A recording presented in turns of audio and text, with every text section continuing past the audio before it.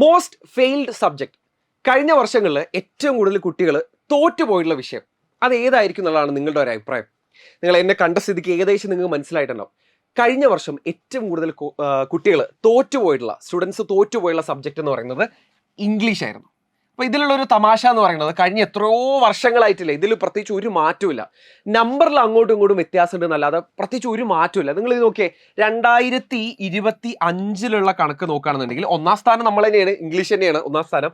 2025 ഈ ഒരു കണക്ക് എന്ന് പറയുന്നത് 35,772 പേരാണ് തോറ്റുപോയിട്ടുള്ളത്. ഇപ്പോൾ +1 +2 ഇത്രയും കുട്ടികളാണ് തോറ്റുപോയിട്ടുള്ളത്. ഇനി നമുക്ക് 2026, അതായത് കഴിഞ്ഞ വർഷത്തെ കണക്ക് നോക്കുകയാണെന്നുണ്ടെങ്കിൽ അത് 36,357 എന്നുള്ളതായിട്ടുണ്ട്. ഒരു ഏകദേശം 1000 കുട്ടികൾ കൂടുക എന്നല്ലാതെ ഈ ഒന്നാം സ്ഥാനം നമ്മൾ ഇതുവരെയായിട്ട് വിട്ടുകൊടുത്തിട്ടില്ല എന്നുള്ളതാണ് ഇതിലൊരു തമാശ എന്ന് പറയുന്നത്. അപ്പോൾ എന്തുകൊണ്ടായിരിക്കും ഇംഗ്ലീഷിൽ ഇത്രയും കുട്ടികൾ തോറ്റുപോകാനുള്ളൊരു റീസൺ എന്ന് പറയുന്നത്? നിങ്ങളൊന്ന് ആലോചിച്ച് നോക്കിയേ. സാധാരണ ഈ കോർ സബ്ജക്റ്റുകളൊക്കെ വെച്ച് കമ്പയർ ചെയ്യുന്ന സമയത്ത് ഇംഗ്ലീഷിൽ നമ്മൾ കുറച്ച് കഥകളും കവിതകളും ലേഖനങ്ങളൊക്കെയാണ് പഠിക്കുന്നത്. എന്നിട്ടും എന്തുകൊണ്ടാണ് ഇത്രയും കുട്ടികൾ ഫെയിലായി പോകുന്നത്?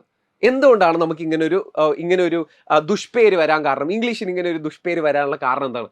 വളരെ ലൈറ്ററായ സബ്ജക്റ്റാണ്. നിങ്ങൾ നോക്കിയാൽ ഇപ്പോൾ ഈ എക്കണോമിക്സോ അല്ലെങ്കിൽ മാത്തമാറ്റിക്സോ കെമിസ്ട്രിയോ ബിസിനസ് സ്റ്റഡീസോ ഫിസിക്സോ ഒക്കെ എടുക്കുകയാണെന്നുണ്ടെങ്കിൽ അതിനൊക്കെ വെച്ച് കമ്പയർ ചെയ്യണമെന്നുണ്ടെങ്കിൽ നമ്മൾ വളരെ ലൈറ്ററായിട്ടുള്ള ചെറിയ ചെറിയ കഥകൾ കവിതകളൊക്കെയാണ് പഠിക്കുന്നത്.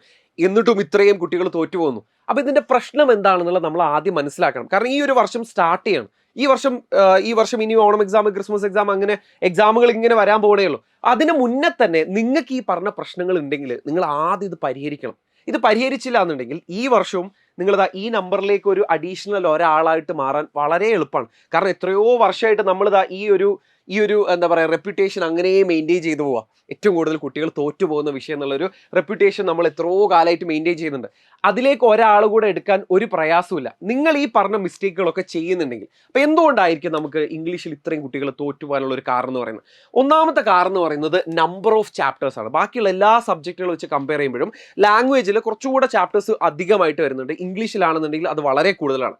നിങ്ങൾ +1 +2 ഒരു 16 കൂടുതൽ ചാപ്റ്റേഴ്സ് എന്തായാലും നിങ്ങൾക്ക് ഇംഗ്ലീഷിൽ പഠിക്കാനുണ്ടാവും. അപ്പോൾ ഈ 16 ചാപ്റ്റേഴ്സും നമുക്ക് എക്സാം അടുപ്പിച്ചിട്ടുള്ള ആ ഒരു സമയം ഓർത്ത് വെക്കണം. അതിലുള്ള കാര്യങ്ങളൊക്കെ നമുക്ക് കൃത്യമായിട്ട് പഠിക്കണം. അതൊക്കെ നമുക്ക് എഴുതാൻ പറ്റണം. അങ്ങനെ കുറച്ച് അധികം ചാലഞ്ചസ് അവിടെ വരുന്നുണ്ട്. അപ്പോൾ എന്തായാലും ഒരു 16+ ചാപ്റ്റേഴ്സ് നിങ്ങൾ എക്സാമിന് പഠിച്ചു പോകണം. അതായത് ഫൈനൽ എക്സാമിന് നിങ്ങൾ ഇത്രയും കാര്യങ്ങൾ ഓർത്ത് വെക്കണം. അപ്പോൾ അത് കുറച്ച് അധികം ഉണ്ട് നമുക്ക് സമ്മതിച്ചേ പറ്റുള്ളൂ.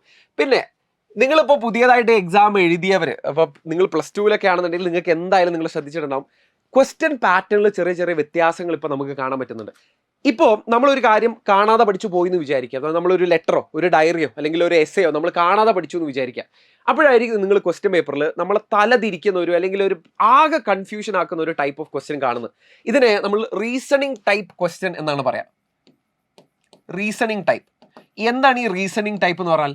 എന്ന് വെച്ചാലേ, നമ്മൾ കാണാതെ പഠിച്ചെന്തെങ്കിലും അവിടെ വെറുതെ അങ്ങോട്ട് ഛർദ്ദിച്ച് വെക്കുകയാണോ എന്നുള്ളത് അറിയാൻ വേണ്ടിയിട്ട്, അല്ലെങ്കിൽ അങ്ങനെയുള്ളവരെ പിടിക്കാൻ വേണ്ടിയിട്ട്, പൊട്ടിക്കാൻ വേണ്ടിയിട്ടുള്ളതാണ് ഈ റീസണിങ് ടൈപ്പ് ക്വസ്റ്റ്യൻസ് എന്ന് പറയുന്നത്. നമ്മൾ കുറച്ച് തല ഉപയോഗിക്കേണ്ടി വരും. നമ്മൾ കുറച്ചൊന്ന് ചിന്തിച്ചിട്ടേ നമുക്ക് ഇതിൻ്റെ ഉത്തരം എഴുതാൻ പറ്റുള്ളൂ. അതായത് ഈ 16 കൂടുതൽ ചാപ്റ്റേഴ്സിനെ കുറിച്ചിട്ട് കുറച്ചെങ്കിലും ഒരു ഐഡിയ ഉള്ള ഒരാൾക്ക് മാത്രമേ ഈ റീസണിങ് ടൈപ്പ് ചോദ്യങ്ങൾ ചെയ്യാൻ പറ്റുള്ളൂ. നമ്മൾ എത്രയോ കാലമായിട്ട് കാണുന്ന ലെറ്ററും ഡയറിയും എസ്സേയും റൈറ്റപ്പ് ഒക്കെ തന്നെ ആയിരിക്കും. പക്ഷേ അത് ചോദിച്ചിരിക്കുന്ന രീതിയിൽ വ്യത്യാസം ഉണ്ടാവും. അതിൽ നിങ്ങളോട് ചോദിച്ചിരിക്കുന്നത് വളരെ ഡയറക്റ്റ് ആയിട്ട് ഇന്ന ആളുടെ ക്യാരക്ടർ സ്കെച്ച് എഴുതടാ, ഇന്ന ആളുടെ ഡയറി എഴുതടാ എന്നായിരിക്കുമല്ലോ ചോദിച്ചിട്ടുണ്ടാവുക.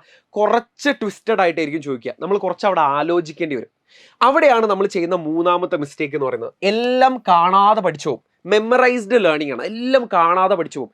എക്സാം എടുക്കുന്ന സമയത്ത് എനിക്ക് ഏറ്റവും കൂടുതൽ കുട്ടികൾ എന്നോട് ചോദിക്കുന്നതാണ്, സാർ ഇപ്പം ഞാനൊരു മോഡൽ ക്വസ്റ്റ്യൻ കാണിച്ചു കൊടുക്കണം, ഒരു എസ്സേ അല്ലെങ്കിൽ ഒരു റൈറ്റപ്പ് ഞാൻ കാണിച്ചു കൊടുക്കുകയാണെന്നുണ്ടെങ്കിൽ എപ്പോഴും ചോദിക്കുന്നതാണ്, സാർ ഇത് അങ്ങനെ അങ്ങോട്ട് കാണാതെ പഠിച്ച് പോയാൽ പോരെ, മാർക്ക് കിട്ടൂല എന്നുള്ളത്. ആ പരിപാടി ഇനി നടക്കൂല. ആ പരിപാടി ഓൾറെഡി അല്ലെങ്കിലും നടക്കൂല. അത് ഇംഗ്ലീഷിൽ നടക്കാത്ത കാര്യമാണ്. കാരണം ഒന്നാമത് ക്വസ്റ്റ്യൻ പേപ്പറിൻ്റെ പാറ്റേൺ മാറിയിട്ടുണ്ട്. അപ്പോൾ എന്തായാലും നിങ്ങൾ കാണാതെ പഠിച്ചു പോകുന്നതിൽ പ്രത്യേകിച്ച് ഒരു കാര്യം ഉണ്ടാവില്ല. നിങ്ങൾ എന്താണോ പഠിച്ചു പോയത് അതിൽ നിന്ന് കുറേ വ്യത്യാസമുള്ള ചോദ്യമായിരിക്കും.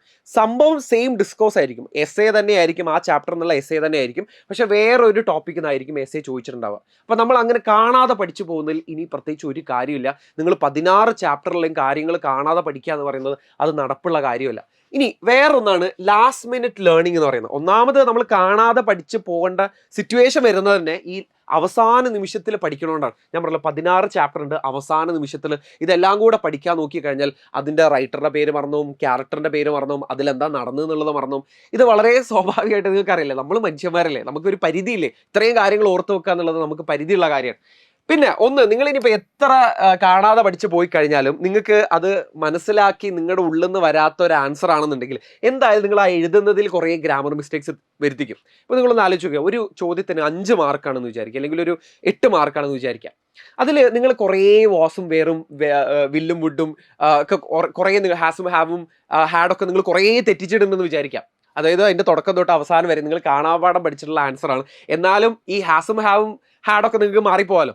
അങ്ങനെ കുറേ എണ്ണം തെറ്റിച്ചിടുമെങ്കിലല്ലേ ആ 8 മാർക്കിന്റെ ചോദ്യത്തിനല്ലേ എന്തായാലും നിങ്ങൾക്ക് ഫുൾ മാർക്ക് കിട്ടൂല, അത് ഒരു ടീച്ചറും തരില്ല.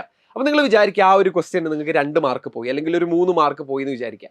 അങ്ങനത്തെ ഒരു ഡിസ്ക്രിപ്റ്റീവ് ടൈപ്പ് ചോദ്യങ്ങൾ എന്തായാലും ഒരു 20 എണ്ണം മിനിമം ഉണ്ടാവും. ആ 20 എണ്ണം നിങ്ങളൊന്ന് ആലോചിച്ച് നോക്കി, 20 × 2 ഒരു ആവറേജ് മാർക്ക് പോയി എന്ന് വിചാരിക്കുക. 20 × 2 എത്ര മാർക്ക് പോയി?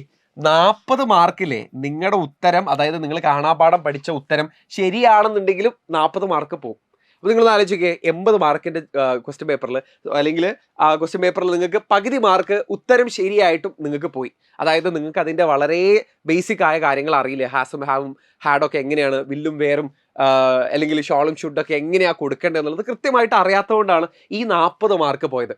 ഇനി ഗ്രാമർ ക്വസ്റ്റ്യൻസ് വേറെയുണ്ട്. നിങ്ങൾ +1-ലാണെങ്കിലും +2-ലാണെന്നുണ്ടെങ്കിലും ഒരു 8 മുതൽ 12 മാർക്കിന് ഗ്രാമർ ചോദിക്കും. ഗ്രാമർ ഒരിക്കലും നമുക്ക് എന്ത് ചെയ്യാൻ പറ്റില്ല, ഈ മെമ്മറൈസ്ഡ് ലേണിംഗിൽ, അതായത് കാണാപാഠം പഠിച്ച് പോകാൻ പറ്റില്ല.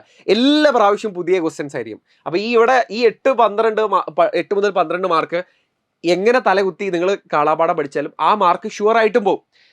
പിന്നെ ലാസ്റ്റ് മിനിറ്റിൽ നമുക്കൊന്നും ചെയ്യാൻ പറ്റാത്ത കാര്യമാണ് ഗ്രാമർ. ആ ഗ്രാമറിൻ്റെ റൂൾസും അതിൽ കുറേ പ്രാവശ്യം പ്രാക്ടീസ് ചെയ്തിട്ടുള്ള ഒരു പരിചയവും ഇല്ലാതെ നമുക്ക് ഒരു തേങ്ങയും കാണിക്കാൻ പറ്റില്ല. അപ്പോൾ എന്ത് ചെയ്യും? അപ്പോൾ ആ ഒരു 8 മുതൽ 12 മാർക്കും പോയി.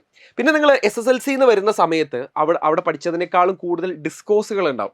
ഇപ്പോൾ നമ്മൾ സെമിനാർ റിപ്പോർട്ട് എഴുതുന്നത്, ഡിബേറ്റ് എഴുതുന്നത്, അങ്ങനത്തതൊക്കെ പുതിയതായിട്ട് നിങ്ങൾ കേൾക്കുന്നതാണ്. അപ്പോൾ അതൊന്നും അറിയാതെ ആയിരിക്കും നിങ്ങൾ ചിലപ്പോൾ കുറേ അവിടെ നിന്ന് ഇവിടെ നിന്നൊക്കെ കേട്ട ആ ലൈവിൽ നിന്നും ഈ ലൈവിൽ നിന്നും ആ നോട്ടും ഈ നോട്ടും ഒക്കെ ആയിട്ട് നിങ്ങൾ ഒപ്പിച്ചെടുത്ത കുറേ സാധനങ്ങൾ നിങ്ങൾ കാണാതെ പഠിച്ചു പോകുന്നു. പക്ഷേ നിങ്ങൾ കാണാത്ത പരിചയമില്ലാത്ത കുറേ പുതിയ ഡിസ്കോഴ്സുകൾ ഉണ്ടാവും. അപ്പോൾ ഈ കാരണങ്ങൾ കൊണ്ടൊക്കെയാണ് നമുക്ക് സാധാരണഗതിയിൽ ഇംഗ്ലീഷിന് എല്ലാ വർഷവും ഇത്രയും കുട്ടികൾ തോറ്റു പോകാനുള്ളൊരു മെയിൻ റീസൺ.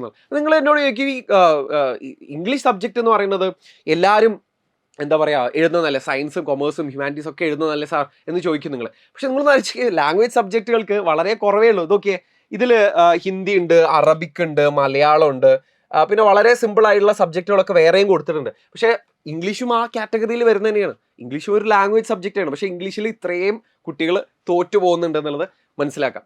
അപ്പോൾ ഇതിനെന്താണ് പരിഹാരം നമുക്ക് ചെയ്യാൻ പറ്റുക? ഇപ്പം നമ്മൾ പ്രശ്നങ്ങൾ ഇങ്ങനെ പറഞ്ഞുകൊണ്ട് കാര്യമില്ല. ഈ വർഷം സ്റ്റാർട്ട് ചെയ്യാൻ വേണ്ടി പോകണം. അപ്പോൾ നിങ്ങൾക്ക് ഇനി ഒരു ഓണം എക്സാമോ ക്രിസ്മസ് എക്സാമോ ഒക്കെ വരുന്നതിന് മുന്നേ തന്നെ ഈ പ്രശ്നം പരിഹരിച്ചിട്ടേ കാര്യമുള്ളൂ. എന്താ ചെയ്യാൻ പറ്റുക വളരെ സിമ്പിളായിട്ട് ഞാൻ പറഞ്ഞുതരാം. ഇംഗ്ലീഷിൻ്റെ ബേസിക്സ് ക്ലിയർ അല്ലാത്തത് കൊണ്ടാണ് നിങ്ങൾക്ക് ഇത്രയും മാർക്ക് പോകുന്നത്. അതായത് ചെറിയ ക്ലാസ്, അതൊരു 4-5 ക്ലാസ് എന്നൊക്കെ നമ്മൾ വിശദമായിട്ട് ഗ്രാമർ പഠിക്കാൻ തുടങ്ങിയിട്ടുണ്ട്. അവിടെ നിന്നൊക്കെയുള്ള കുറേ കാര്യങ്ങൾ ചിലപ്പോൾ നിങ്ങൾ ഉഴപ്പിയതാവും, ചിലപ്പോൾ നിങ്ങൾ ക്ലാസ് ശ്രദ്ധിച്ചിട്ടുണ്ടാവില്ല. ഇതിങ്ങനെ ഓരോ ക്ലാസ് മുന്നിലേക്ക് പോകുമ്പോൾ അല്ലേ ഇതിങ്ങനെ കനം കൂടി വരും.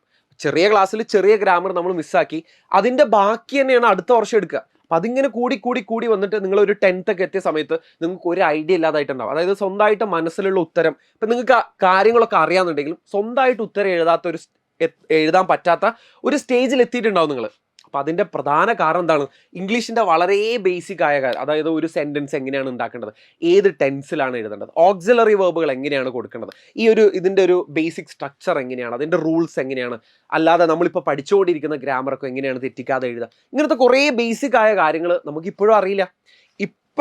ഈ വർഷം നമ്മൾ പഠിക്കുന്ന ഗ്രാമറിലെ അത് എന്തെങ്കിലും നമുക്ക് മനസ്സിലാണെന്നുണ്ടെങ്കിൽ കഴിഞ്ഞ വർഷങ്ങളിലൊക്കെയുള്ള ചെറിയ ഗ്രാമറുകളും ചെറിയ ബേസിക് ആയ കാര്യങ്ങൾ നമ്മൾ ആദ്യം അറിഞ്ഞിരിക്കണം. അത് എല്ലാം കൂടെ ചിലപ്പോൾ നിങ്ങൾക്ക് നിങ്ങളുടെ ഇംഗ്ലീഷ് ടീച്ചറോട് ചോദിക്കാൻ പറ്റണമെന്നില്ല. അപ്പോൾ അതിന് വേണ്ടിയിട്ടാണ് നമ്മളൊരു പുതിയ കോഴ്സ് പ്ലാൻ ചെയ്തിട്ടുള്ളത്. പ്ലാൻ ചെയ്യല്ല, ഇത് ഓൾറെഡി അവൈലബിൾ ആണ്. ഇതൊരു 4 ലെവലുകളാക്കിയിട്ടാണ് ഈ ഒരു കോഴ്സ് പ്ലാൻ ചെയ്തിരിക്കുന്നത്. ഇതിൽ എന്തൊക്കെയാണ് ഉള്ളതെന്ന് ഞാൻ വിശദീകരിച്ച് പറയുന്നില്ല. ഇതിൽ നിങ്ങൾക്ക് ആവശ്യമായത് ഒരു 10ാം ക്ലാസ് വരെയുള്ള സ്റ്റുഡൻറ്റ്, അതായത് 10ാം ക്ലാസ് കഴിഞ്ഞ് നിങ്ങൾ +1 +2 ആണെന്നുണ്ടെങ്കിൽ നിങ്ങൾ ഈ വർഷം സ്റ്റാർട്ട് ചെയ്യുന്നതിന് മുന്നേ എന്തൊക്കെയാണോ ഇംഗ്ലീഷിൻ്റെ ബേസിക് ആയിട്ട് അറിഞ്ഞിരിക്കേണ്ടത് അത് മൊത്തം അതിൽ വളരെ വിശദമായിട്ട് നിങ്ങൾക്ക് ആവശ്യമുള്ളത് മാത്രം നിങ്ങൾ നോക്കിയാൽ മതി. എല്ലാം വിശദമായിട്ട്, അതായത് ആൽഫബറ്റ് തൊട്ട് ഞാൻ അതിൽ പഠിപ്പിക്കുന്നുണ്ട്. അതായത് ഇംഗ്ലീഷിലുള്ള അക്ഷരമാല തൊട്ട് വിശദമായിട്ട് ഇതിൽ പറയുന്നുണ്ട്. അപ്പോൾ അതിൽ നിങ്ങൾക്ക് ഇനി ഇംഗ്ലീഷിൻ്റെ ബേസിക്സ് അറിയാത്തത് കൊണ്ട് ഒരു പ്രശ്നം വരില്ല. അപ്പോൾ നിങ്ങൾ ഈ ഒരു കോഴ്സിലേക്ക് ജോയിൻ ചെയ്യാൻ വേണ്ടിയിട്ട്, അതിന് മുന്നേ ചെറിയൊരു കാര്യം കൂടെ പറയാം. ഈ കോഴ്സ് കഴിഞ്ഞു കഴിഞ്ഞാൽ വളരെ ഒരു 4 മണിക്കൂർ കൊണ്ട് നിങ്ങൾക്കത് സുഖമായിട്ട് തീർക്കാം. 4 ലെവലുകളായിട്ടാണ് ഞാൻ ചെയ്തിരിക്കുന്നത്. അപ്പോൾ ഈ ഒരു കോഴ്സ് കഴിഞ്ഞാൽ നിങ്ങൾക്ക് സ്വന്തമായിട്ടല്ലേ നിങ്ങളുടെ മനസ്സിലുള്ള ഉത്തരം ഇംഗ്ലീഷിൽ സ്വന്തമായിട്ട് എഴുതാം. പിന്നെ ഒരു മെമ്മറൈസ്ഡ് ലേണിങ്ങോ കാണാപാഠം പഠിക്കേണ്ട ഒരു സിറ്റുവേഷൻ വരില്ല. അതാണ് ഈ കോഴ്സിൻ്റെ ഏറ്റവും ഏറ്റവും വലിയൊരു ഗുണം എന്ന് പറയുന്നത്. ഇനി ഇതിൽ ജോയിൻ ചെയ്യാൻ വേണ്ടിയിട്ട് ഇപ്പോൾ നിങ്ങൾ എന്താ ചെയ്യേണ്ടതെന്ന് വെച്ചാൽ, ഓൾറെഡി സൂപ്പർ ബാച്ചിലുള്ള സ്റ്റുഡൻസിന് ഇത് കംപ്ലീറ്റ്ലി ഫ്രീ ആണ്. അപ്പോൾ ഈ ഒരു കോഴ്സ് കംപ്ലീറ്റ്ലി ഒരു ഇംഗ്ലീഷ് ഫൗണ്ടേഷൻ ആണിത്. ഇംഗ്ലീഷിൻ്റെ ഫൗണ്ടേഷൻ ഓർ ബേസിക്സിൻ്റെ കോഴ്സ് കംപ്ലീറ്റ്ലി ഫ്രീ ആണ്. ഇപ്പം നിങ്ങൾ വേറെ ഒന്നും ചെയ്യേണ്ട. നിങ്ങൾ സൂപ്പർ ബാച്ചിലുള്ള സ്റ്റുഡൻസ് എന്ത് ചെയ്താൽ മതി എന്ന് വെച്ചാൽ, നിങ്ങൾ ആപ്പിലേക്ക് കയറുന്ന സമയത്ത് സബ്ജക്ട്സുകൾ പ്ലേസ് ചെയ്തിരിക്കുന്ന ആ ഒരു ടാബിൽ ഏറ്റവും താഴെ നിങ്ങൾക്ക് ഇംഗ്ലീഷ് ഫൗണ്ടേഷൻ എന്നാണ്, ഇംഗ്ലീഷ് ഫൗണ്ടേഷൻ എന്നുള്ള ഒരു പേരിൽ നിങ്ങൾക്ക് ആ കോഴ്സ് കാണാൻ പറ്റും. ഇനി നിങ്ങൾ ഓൾറെഡി സൂപ്പർ ബാച്ചിലേക്ക് ജോയിൻ ചെയ്തിട്ടില്ല എന്നുണ്ടെങ്കിൽ നിങ്ങൾ കുറച്ച് കാലം കൂടെ വെയിറ്റ് ചെയ്യേണ്ടി വരും. പക്ഷെ ഞാനത് റെക്കമെൻഡ് ചെയ്യില്ല. നിങ്ങൾ ഏറ്റവും നല്ലത് സൂപ്പർ ബാച്ചിലേക്ക് ജോയിൻ ചെയ്യുക. അടുത്ത ബാച്ച് സ്റ്റാർട്ട് ചെയ്യുന്നത് ജൂൺ 16-നാണ്. അപ്പോൾ ജൂൺ 16-ന് നിങ്ങൾ ഈ ഒരു കോഴ്സ് അല്ലെങ്കിൽ ഈ ഒരു സൂപ്പർ ബാച്ചിലേക്ക് ജോയിൻ ചെയ്യുന്ന സമയത്ത് ഇംഗ്ലീഷിൻ്റെ ഫൗണ്ടേഷൻ നിങ്ങൾക്ക് കംപ്ലീറ്റ്ലി ഫ്രീ ആയിരിക്കും. അതർവൈസ് ഒരു 999 അല്ലെങ്കിൽ 999 രൂപ വരുന്ന ഒരു കോഴ്സാണ് ഇംഗ്ലീഷിൻ്റെ ഫൗണ്ടേഷൻ എന്ന് പറയുന്നത്. ഇപ്പോൾ സൂപ്പർ ബാച്ചിലേക്ക് ജോയിൻ ചെയ്യുന്ന സമയത്ത് അത് കംപ്ലീറ്റ്ലി ഫ്രീ ആണ്. അപ്പോൾ നിങ്ങൾക്ക് ഇതിനെക്കുറിച്ചിട്ട് കൂടുതൽ ഡീറ്റെയിൽസ് ഞാൻ പറഞ്ഞതുകൊണ്ട് നിങ്ങൾ ഓടിച്ചാടി ബാച്ചിലേക്ക് ജോയിൻ ചെയ്യണം എന്നല്ല ഞാൻ പറയുന്നത്. നിങ്ങൾ നല്ലോണം ആലോചിച്ച് വീട്ടിലൊക്കെ ഡിസ്കസ് ചെയ്തിട്ട് പെട്ടെന്ന് തന്നെ ചെയ്യാൻ വേണ്ടിയിട്ട് നോക്കുക. കാരണം ഒരു ഓണം എക്സാമൊക്കെ അടുപ്പിച്ച് നമ്മളിത് മെനക്കെടാൻ നോക്കി കഴിഞ്ഞാൽ നമ്മളെ കൊണ്ടൊന്നും പറ്റില്ല. അപ്പോൾ വളരെ പെട്ടെന്ന് ആലോചിച്ച് വീട്ടുകാരൊക്കെ ആയിട്ട് ഡിസ്കസ് ചെയ്തിട്ട് സൂപ്പർ ബാച്ചിലേക്ക് ജോയിൻ ചെയ്യാൻ വേണ്ടിയിട്ട് നിങ്ങളൊന്ന് ശ്രമിക്കുക. അപ്പോൾ ഇതിന് വേണ്ടിയിട്ട് ഞാൻ താഴെ നമ്മുടെ കമൻറ്റ് ബോക്സിൽ ഞാനൊരു ലിങ്ക് കൊടുക്കുന്നുണ്ട്. അപ്പോൾ ലിങ്കിൽ കയറിയിട്ട് നിങ്ങൾ നിങ്ങളുടെ ഡീറ്റെയിൽസ് ഒക്കെ കൊടുത്തു കഴിഞ്ഞാൽ ഇതിനെക്കുറിച്ചുള്ള ബാക്കി കാര്യങ്ങൾ നിങ്ങൾക്ക് ഓഫീസിൽ നിന്ന് എന്തായാലും പറഞ്ഞു തരും. അപ്പോൾ എന്തായാലും നിങ്ങൾ ഈ ഒരു കാര്യം ശ്രദ്ധിക്കുക. ഈ ഒരു കാര്യം ശ്രദ്ധിച്ചില്ല എന്നുണ്ടെങ്കിൽ ഉണ്ടാകുന്ന പ്രശ്നം എന്താണെന്ന് വെച്ചാൽ, നേരത്തെ കണ്ട 35,600 XYZ ആ നമ്പറിലേക്ക് ഒരാൾ കൂടെ ചേരാൻ ഒരു പ്രയാസവും ഇല്ല എന്നുള്ളത് മനസ്സിലാക്കുക. ഇത് കുറേ കഴിഞ്ഞിട്ട് നമുക്കൊന്നും ചെയ്യാൻ പറ്റാത്തൊരു പ്രശ്നമാണ്. ഇത് വളരെ നേരത്തെ, അതായത് ക്ലാസ് തുടങ്ങുന്ന സമയത്ത് മാത്രമേ നമുക്കത് പരിഹരിക്കാൻ പറ്റുള്ളൂ. അപ്പോൾ എന്തായാലും നിങ്ങൾ ആ കാര്യം ശ്രദ്ധിക്കുമെന്ന് ഞാൻ പ്രതീക്ഷിക്കുന്നു. അപ്പോൾ നമുക്കിനി വേറൊരു വീഡിയോയിൽ കാണാം. All the best. ബൈ.